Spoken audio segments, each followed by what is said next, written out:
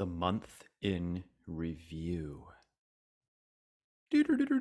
So this is a segment where we're going to talk about the month, all of the cataclysmic, catastrophic, cathartic, or not, or banal news of the month. We're going to hopefully get the big chunks and the bigger picture and what's going on underneath the surface level stories. What's the real story underneath? What are the real undercurrents? And how, importantly, do we weigh in with an astrological perspective? Astrology is the foremost technology that I know of that connects myth, image, symbol, fairy tale, folk tale, primordial images to the present moment and the bigger picture of what's going on in our psyches, individually, interpersonally, intrapersonally, intrapsychically, and culturally, ecologically, societally.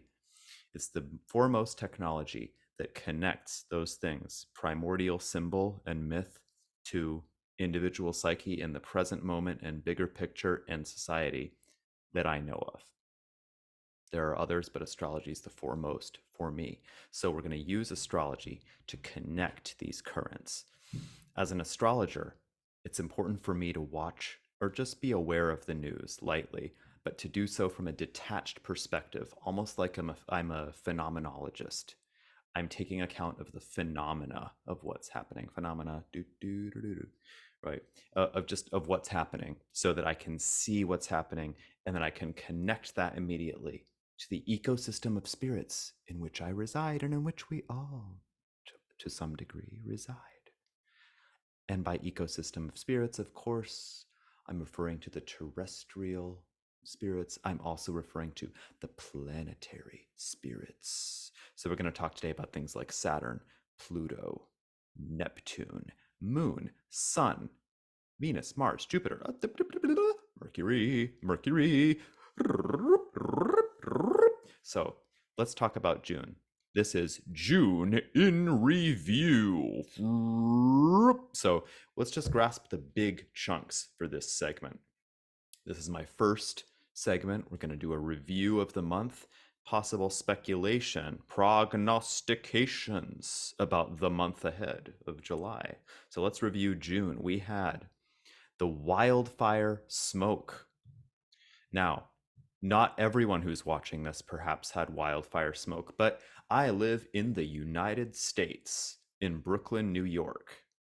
And there was a day when New York was rated the worst air quality in the world. So that was June 7th, 2023, or that's when the wildfire smoke madness started. The wildfire smoke came from Canada and wafted through the city, and the whole city was a haze. Now, everyone was freaking out. Everyone's still freaking out to some degree. We were still in the midst of Gemini month. Gemini rules. Now, rules means that structure of consciousness, that style and structure of consciousness, which is Gemini, is associated and has resonance with the respiratory system, so the lungs. If we talk about body zones are a thing in medical astrology. So we talk about the lungs, the pulmonary aspect of things, right? The ribs. We also talk about things that come in twos, like two hands. Those are also Gemini, have a Gemini flair to them. So the smoke interfere, and the particulate matter in the smoke interferes with the lungs, interferes with these different things, because the particulate matter can get lodged into the lungs. So of course, people on the West Coast have been dealing with this for years now. Those of you who live in California, people in different parts of the world, maybe you've been dealing with some other kind of version of this. But in New York, this was rated the worst air quality in the world during this time. So June 7th.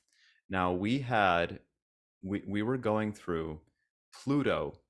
Let's think of like the farthest outmost, right, celestial body that we know of right now. Pluto was stationing retrograde, which means that it was creating the optical illusion from our perspective of moving backwards.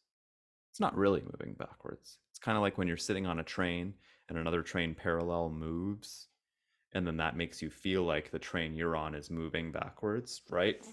It's an optical illusion. Similar That similar thing happens when a planet stations retrograde. So, when a planet stations retrograde, it highlights the power of that planet. It highlights and interiorizes that planet's archetypal power, meaning its power to make all this stuff happen in our consciousness. I shouldn't say make stuff happen. I should qualify that by saying these planets aren't necessarily causing things. It's not like we don't have to be stuck in a material reductionist model of like almost as if pulling the lever on a machine and then oh, my arm goes up, or oh, I suddenly feel weird, right? It's not a causal relationship. Like that is the model that we are used to thinking in. But when I speak about the planets in the context of current news and events and this month in review, I'm talking about a model of signs and synchronicity that is different from a model of causes and mechanistic reductionism. Signs and synchronicity, not mechanical reductionism. Signs and synchronicity, not mechanical reductionism. That's something we could chant over and over and over again. So, Pluto station retrograde. Pluto represents death and rebirth, the bowels of hell, the fires and smokes of hell, and the iciest depths of the underworld, the regenerative capacities of the underworld, and the agonizing aspects of hell, the agonizing aspects of hell, and the ecstasies of Elysium. The possibility to die, the necessity to die, we could say, and the possibility to resurrect and to transform into a new body and into a new rejuvenated awareness. These are all capacities that are associated with Pluto and with Pluto's mythic, archetypal, energetic style. Now, so Pluto is regenerative, Pluto is transformative, Pluto is chthonic. It makes things that are dense, earthy, and hidden happen, hidden to our conscious waking egos who find those things rather inconvenient when they happen. Was it inconvenient when the wildfire smoke blew through the East Coast? Yes, very much it was. Now, the heat of the smoke, even if we just look at it on a literal level, the heat of the smoke, right? The heat of the origins of the smoke, rather, the the way that the smoke clouds and obstructs different things like airways, the the way that it's sweeping over the country, and the United States happens to be in its first Pluto return of its life as a nation. What does that mean? Pluto takes 243 to 250 years to go all the way through the signs of the zodiac. So the last time Pluto was at this point in the zodiac was at the American Revolution. That means that the United States is going through a death and rebirth. Some astrologers might be super pessimistic or on the negative side and just say it's going through a death, it's finished. We could say that. Our perspective on that depends on our neuroplasticity. It depends on it's relative. It depends on it's sort of in the eye of the beholder and depends on our psychoepistemological orientation in a certain way. But the United States is going through its first Pluto return, and look at that. Pluto recently went into Aquarius after having been in Capricorn since 2008. But after having gone into Aquarius, just as this wildfire smoke was blowing through the nation, it stationed and went back into 29 degrees Capricorn, into the anaretic degree of Capricorn. That means it's moving, it's waffling and baffling between that air place of Aquarius and that earth place of Capricorn. Now, if you just look at the symbolism, Aquarius is an air sign, and we were dealing with air polluted by wildfire smoke. Wildfire smoke also involves earth and fire, of course. But Look at that.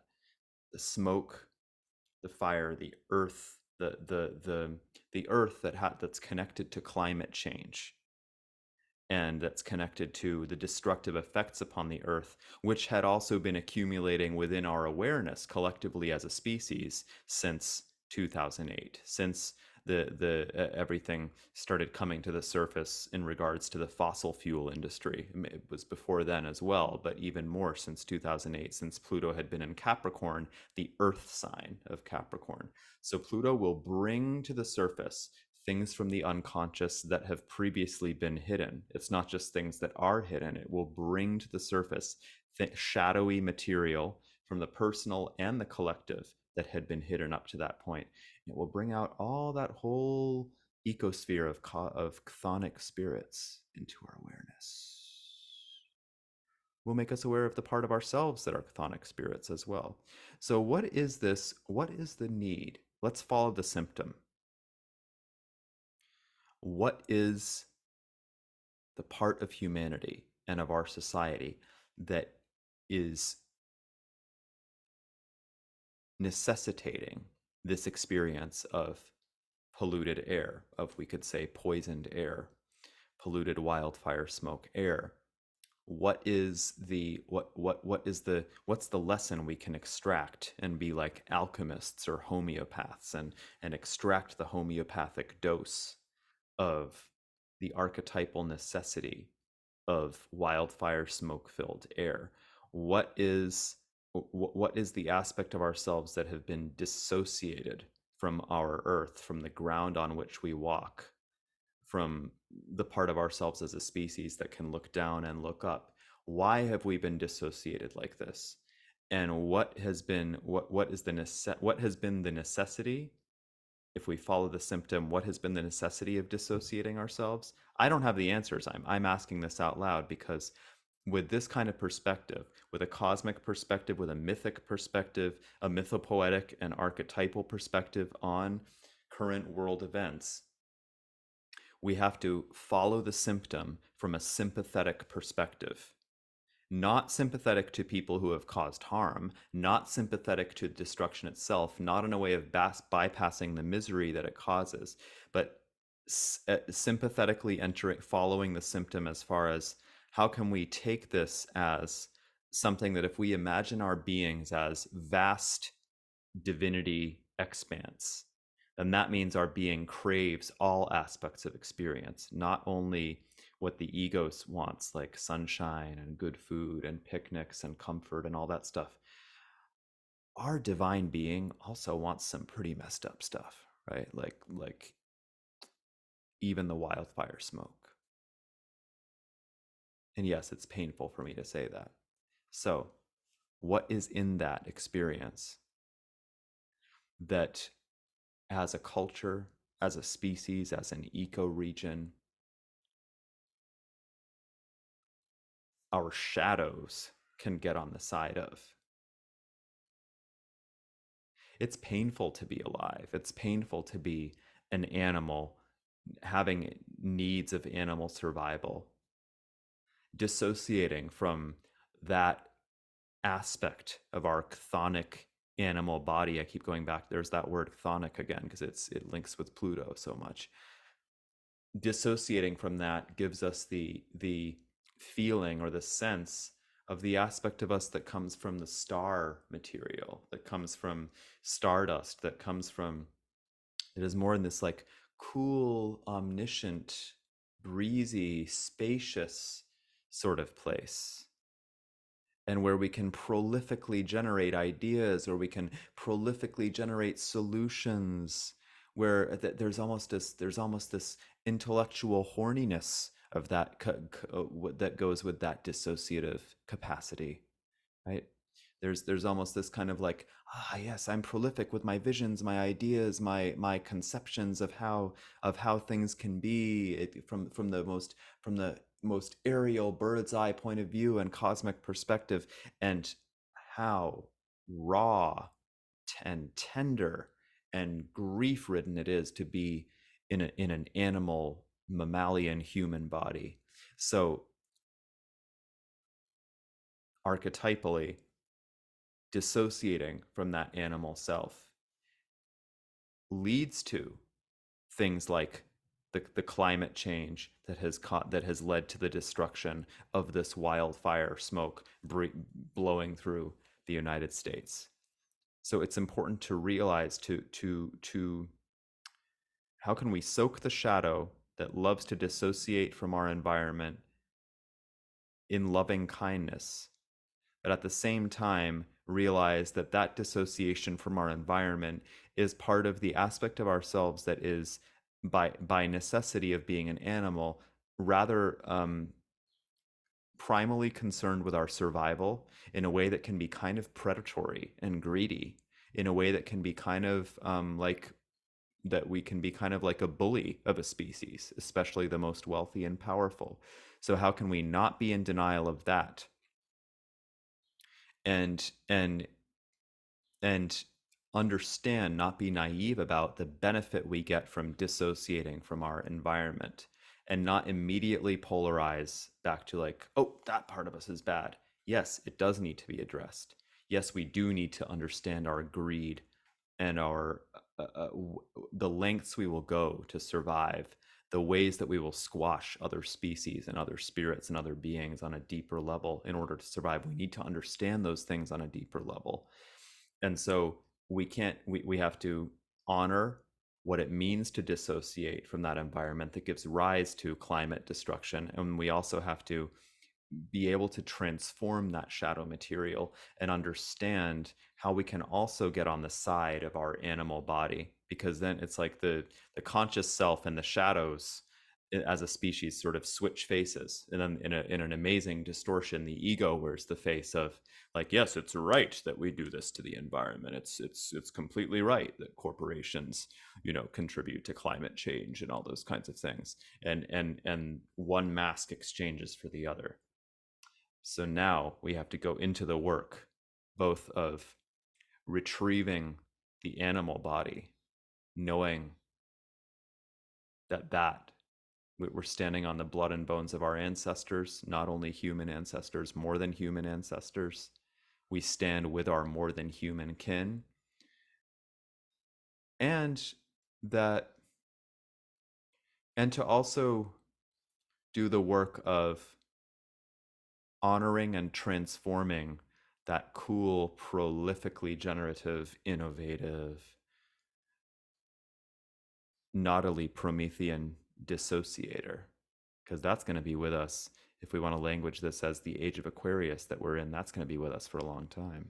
That cool, innovative, naughtily transgressive dissociator who says, no, I'm not going to honor the limits of being here on Earth. I'm going to ascend to and have a whole cosmic view of everything, and I'm going to steal resources that can make things a little bit less animalistic and more comfortable, where I can feel that I have superior faculties as a species. I'm speaking in the I for the human species at the moment. Okay, so that's some riffing and speculation on what is what's the shadow material within the wildfire smoke and its connection to Pluto stationing retrograde. Another thing that happened this month was the migrant ship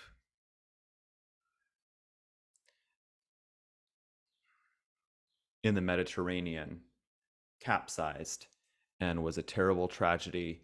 Many people died, and it was a disaster. And some were rescued off the coast of southwestern Greece in the Peloponnese. And in this case, this was on June 19th is the date that I have for it. And Saturn had just stationed retrograde. Saturn, Saturn in Pisces.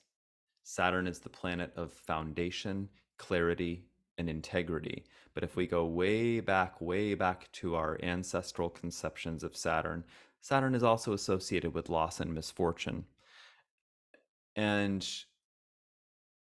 the reason for that is not because of some doom and gloom thing. It's because Saturn is associated with limits and with the limits of being in a body.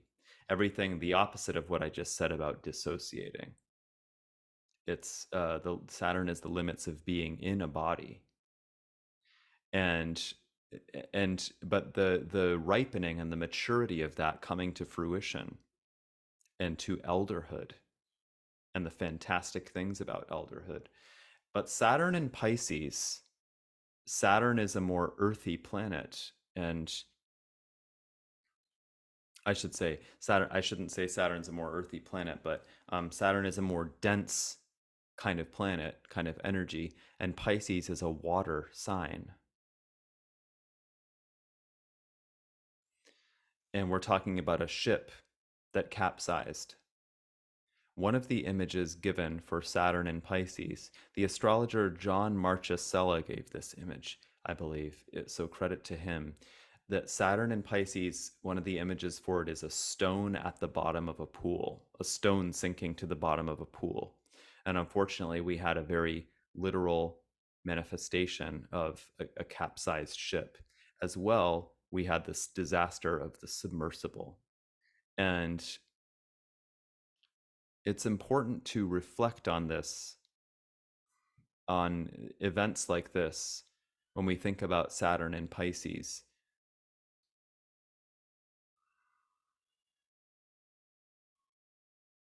How are we honoring the integrity of the beings that are going on their journeys? I mean, beings most overall and generally speaking, not just not being specific to both of these situations, but how are we clarifying illusions, delusions, and escapist tendencies? How are we squeezing ourselves into situations that are too traumatic and undoing in the name of our own ideals? These are important questions to ask.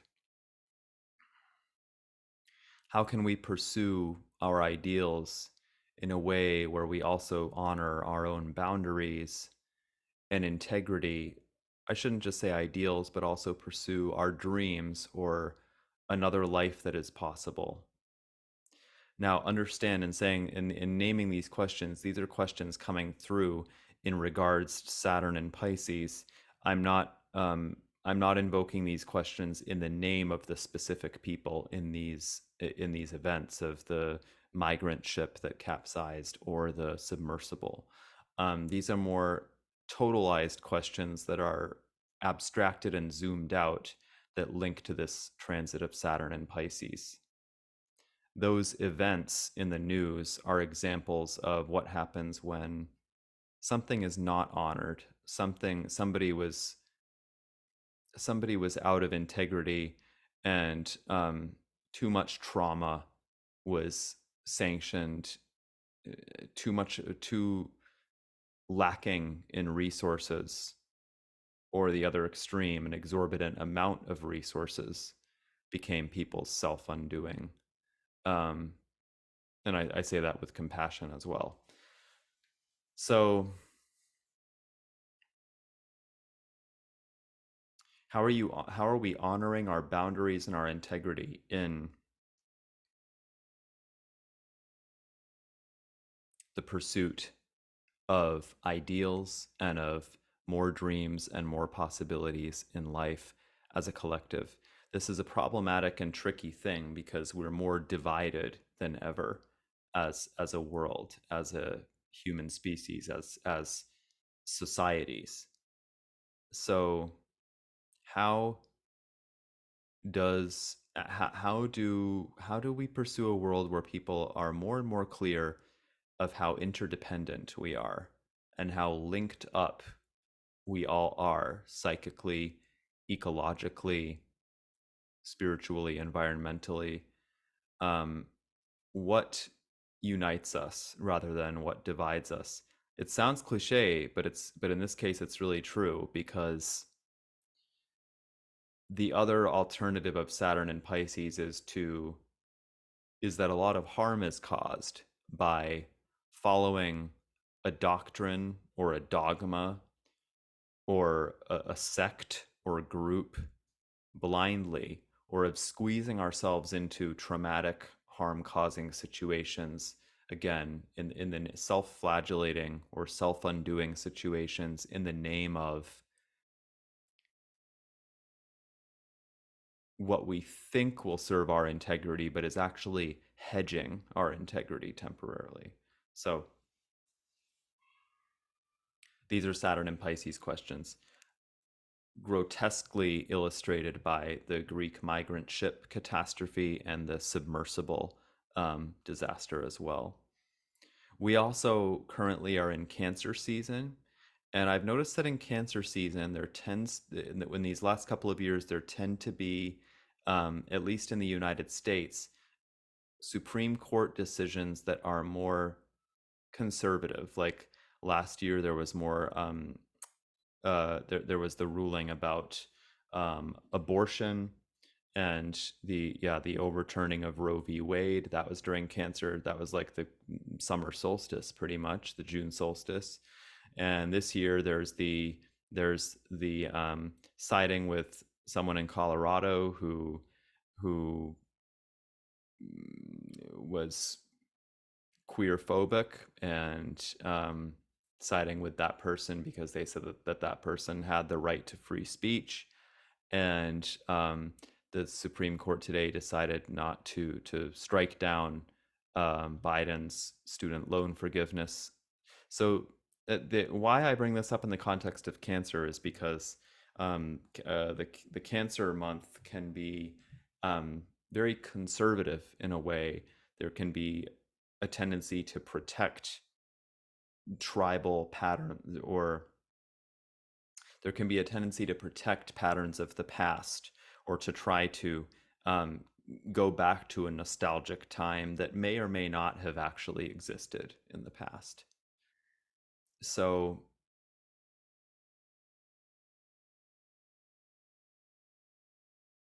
how do we push the scales in the other direction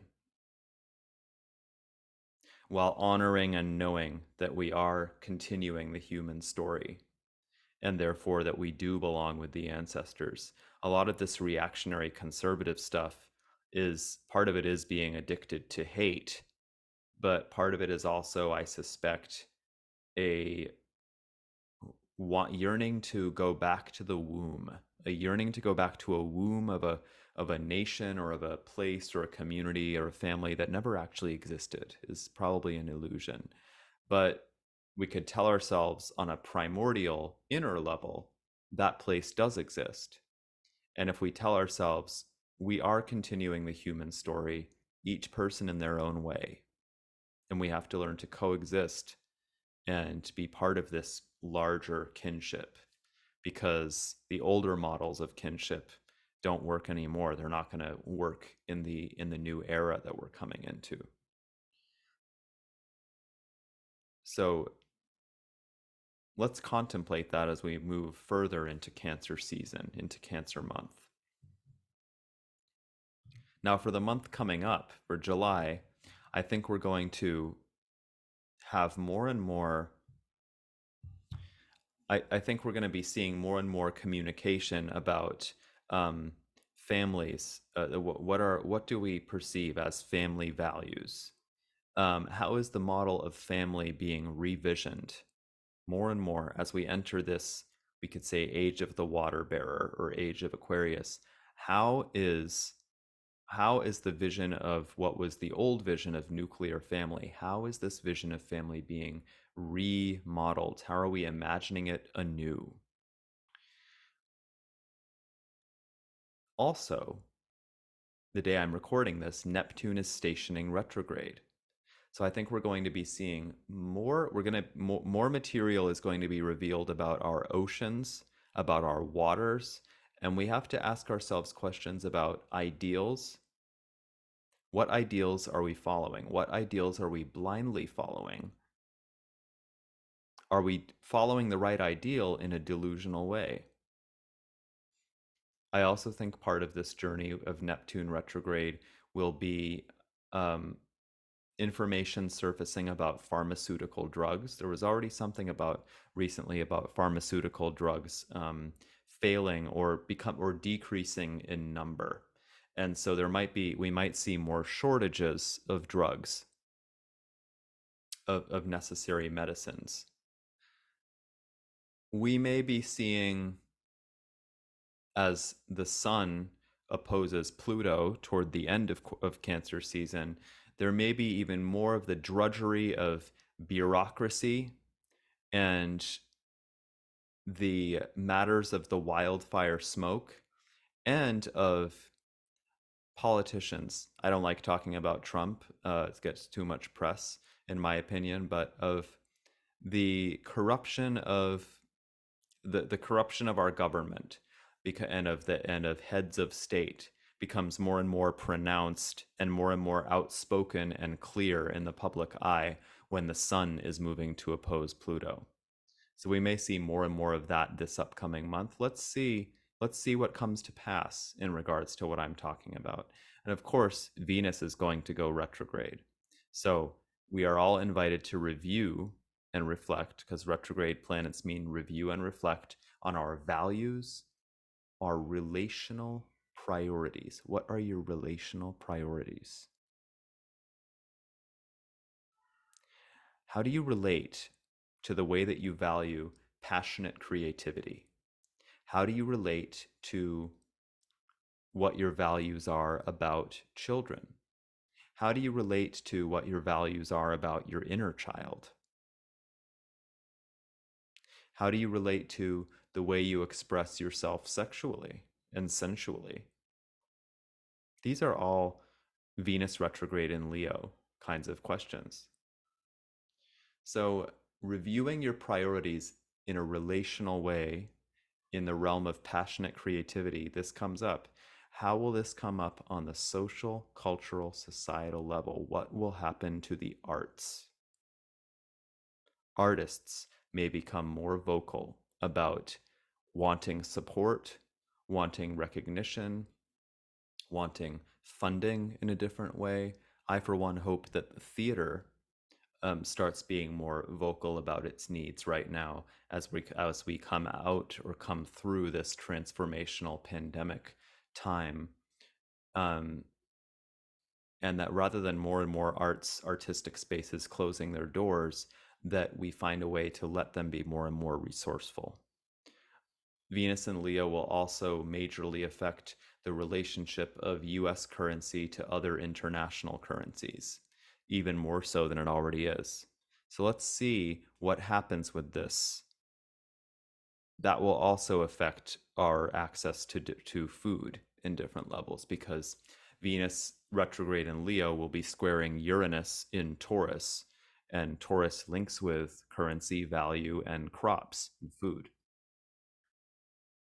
So I'm wishing you all very well in July, and take these questions, try to take all these kind of forecastings or prognostications and reflect on them on the big picture level, the archetypal mythopoetic level of existence.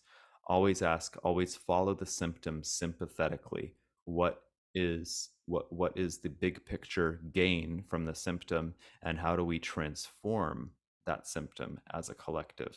These are questions that it's imperative to ask. I look forward to receiving your questions and checking in partway through the month in another segment and addressing your questions. Until now, enjoy the planetary bodies and your body.